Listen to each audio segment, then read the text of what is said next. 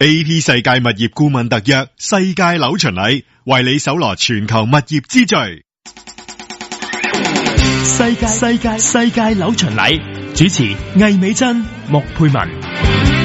大家好，時間嚟到11月7號嘅晏晝啊，直播室咧繼續有莫佩文同埋魏美珍喺度。Hello， 咁多位你好。海外買樓離不開都係三大理由嘅啫，投資角度，香港樓貴啊嘛，外面嗰啲指數又平，投資角度喺外面買樓好啲啦。第二，唔中意香港，退休之後去邊度住，做定啲退休部署。第三，為子女讀書嘅部署咯。係啊，同埋或者我想移民喺嗰個地方啦，讀完書可以喺度做嘢啦。哇，今日我哋會變呢個親子節目啊。係究竟你會點樣鋪排呢？如果你打算送你嘅小朋友去外國讀書，財政安排會係點樣呢？你有冇諗過呢？冇，但係身邊朋友真係好多會諗，第時去邊度讀書都未知。會唔會英國啊、澳洲啊？其實都嗰幾個大國家啦，澳洲或者係加拿大啊。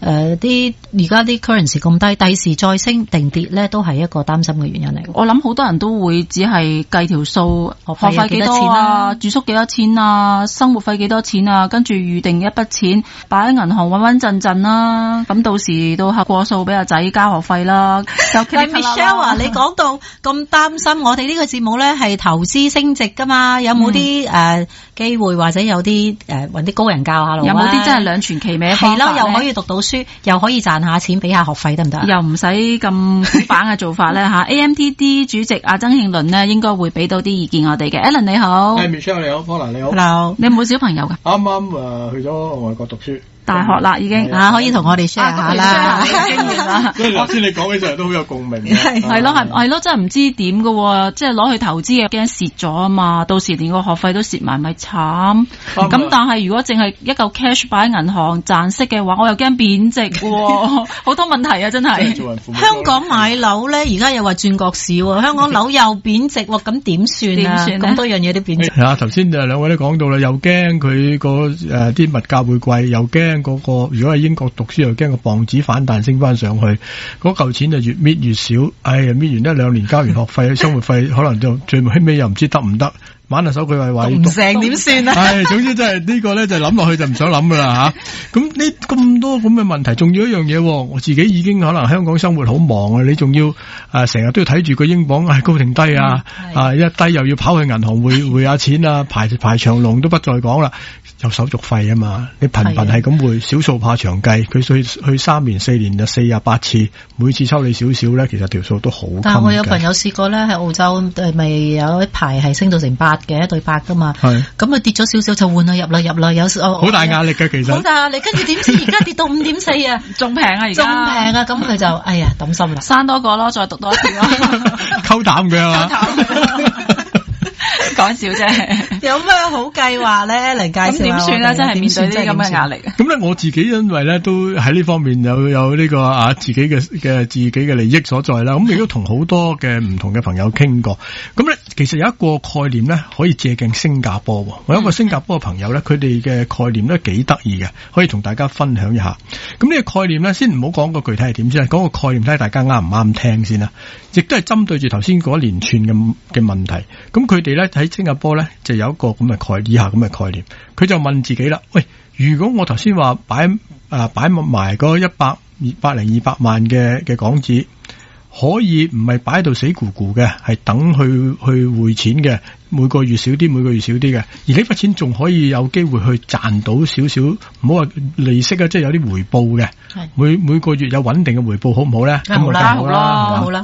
而呢個回報咧，仲要係相對翻你想要使嗰個貨幣嘅，譬如你喺英國讀嘅，而你每個月呢個回報咧，即係用現金俾你，而係俾翻英鎊你嘅，咁又好唔好咧？好。咁咪其實都真係好，起碼慳翻我唔使每個月走去銀行排隊唱，我起碼瞓覺嘅時候唔使臨瞓前睇下英鎊做緊幾多，一起身就睇下，今日使唔使去銀行排隊咧？咁即係好多父母唔使換完佢又再跌又抌心。係啦，咁呢個唔好理啦。總之每個月佢能夠產生到啲英鎊，啲英鎊係入落我仔或者女嘅戶口度，俾張卡佢，你自己唔好使多過呢個就我就唔使理你啦。如果嚿錢仲係維持翻喺度。最重要都就係後尾嗰句說話，我聽咗之後就即刻真係覺得哇，咁樣真係要考慮係點做。而家我正在自己都係咁做啦，就係話佢讀完書之後咧，嗰嚿錢咧係可以攞得翻，而希望咧嗰嚿錢咧唔好話升值咁貪心先啦。攞翻80%咧。喂，你原本嗰100-200萬都諗住使咗噶啦，如果可以冇使到，仲可以攞翻一部分，當你7-8成，咁都好啊！一來一回，我差唔多嗰個仔個女個讀書嘅，差唔多有人資助我啦。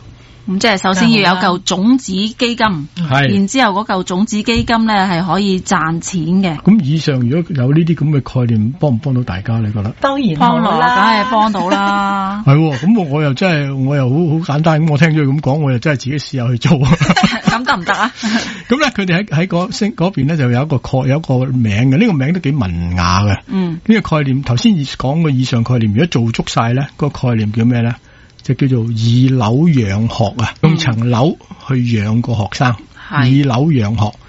咁基本上嚟講咧，就係話喺翻當地嗰度咧，將你手頭上諗住預咗擺埋喺銀行嘅錢咧，就買咗一層樓。嗰層樓可以收到租，就係收翻當地嘅貨幣啦。咁咪入翻去嗰個學生嘅戶口度，等佢自己好好地去用啦。咁過幾年啦，希望順順利利樓價唔好話大升啊，持平咧。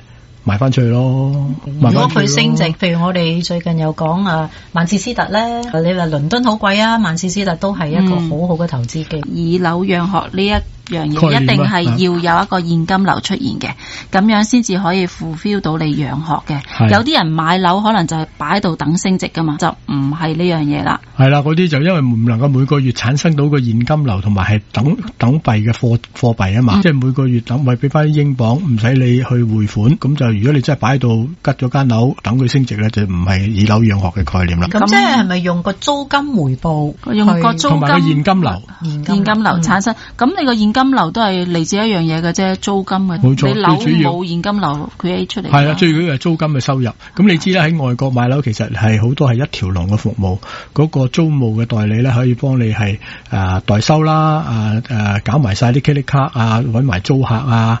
咁所有濕濕星星嘅嘢全部交晒俾佢。咁好處就有個穩定嘅現金流啦，而且係排除咗一個貨幣你所講嘅一啲波動性咧，啲唔安心啦。如果佢真係話假設而家英國嘅經濟梗係唔係話最好啦，好似冇乜通脹嘅壓力，但係你講唔埋噶嘛，再過多幾年突然之間佢有通脹嘅壓力，嗰啲物價升咗，學費貴咗，你真係驚唔夠俾學費噶嘛。咁但係你有層樓喺度，你通脹嚟咪嚟咯。咁點計條數啊？要買間幾大嘅屋先至夠咧？你有冇計過咧？呢一個咧就係好視乎咧你手頭上咧，頭先我哋講啦個種子，頭先入邊你講嘅種子基金啊嘛，你自己放低幾多啦？嗱，如果一般家庭嘅話，我預200萬到嘅，咁你咪一般睇翻咯，爭取嗰個租金回報5%至6%咧，咁你咪6%嘅話，一年就10幾萬咯。咁10幾萬咧，如果你英國嘅話咧，就啱啱夠學費噶啦。如果你話學費我另計嘅，學費我每一年會幫佢俾，咁即係揸住10幾萬去淨係生活費都唔錯噶啦。以我而家睇咧，其實喺外國讀書就豐儉咪由人嘅啫。其實好多時候我覺得年青人咧應該俾佢哋咧係捱下苦即係做下 part time 啦，唔使過嗰啲咁豪華咁奢華嘅生活。咁係啦，譬如話嗰層樓就產生到每年10幾萬俾你噶啦，你睇住嚟使啦。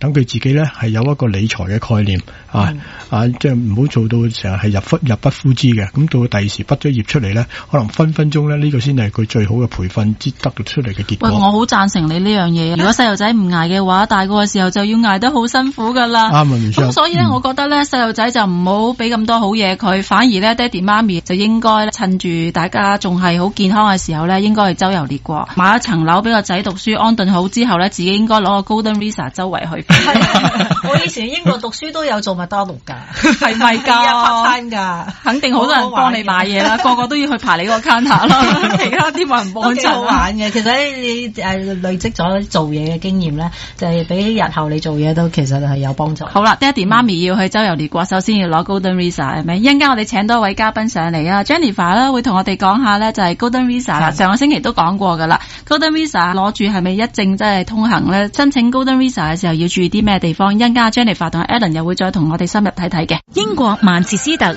獲中國企業注資發展，刺激樓價，市中心大學生租務熱點供不應求，港幣150餘萬起，享3年6厘租金回報保證及現金回贈，買樓養學，投資首選。物業展銷會本周6日11至5，九龍香格里拉酒店投資講座下晝1點及3點，名額有限，登記即打35438328，35438328 AMTD 代理發售。